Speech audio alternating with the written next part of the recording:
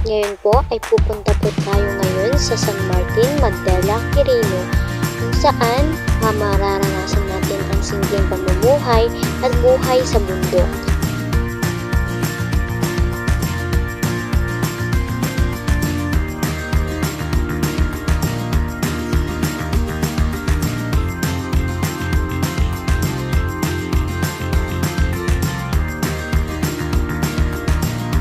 At ngayon ay naririto na po kami sa bahay ng lolo ng aking kaibigan kung saan kami tutuloy at matutulog sa kanilang pamamahay. Dahil nga brown out ay kanya-kanyang ilaw ng cellphone, buti na lang at naka-full charge ang aming mga cellphone bago kami pumunta dito sa San Martin, Magdala, Quirino. Napaka-enjoy ang buhay dito kasi mararanasan mo mga simpleng pamumuhay lamang ng mga tao dito. Gaya ng pagluluto sa kahoy at iba pa. Ayan, hindi ko na po na-i-video kung saan kami na malengke ng mga pagkain, mga kape at iba pa. Kaya wala po kasing tindahan na kung saan merong lahat ng kailangan. Kaya sa bayan na ng Magdala kami bumili ng mga pagkain at mga kailangan namin.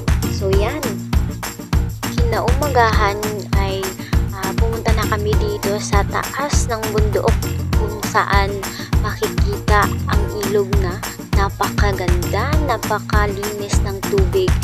At take note po, dito po sila kumukuha ng inumin nila kung saan kung pupunta po sila mag-uuma. Uma po ang tawag nila.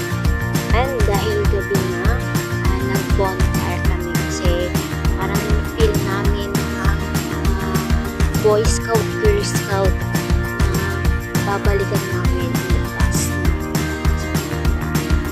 Ayan, maaga kaming gumising kasi gusto namin feel ang sunrise. Kaya dito na kami nagpapainit kami ng tubig para sa kape namin. Sobrang sarap buhay dito sa bundok.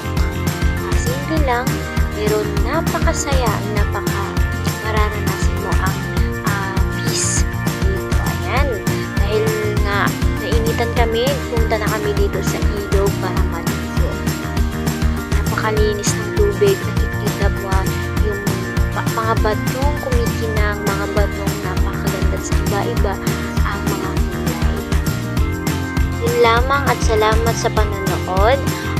Hope na nag-enjoy kayong makita at makita ang anong meron dito sa San Martin, Magdala.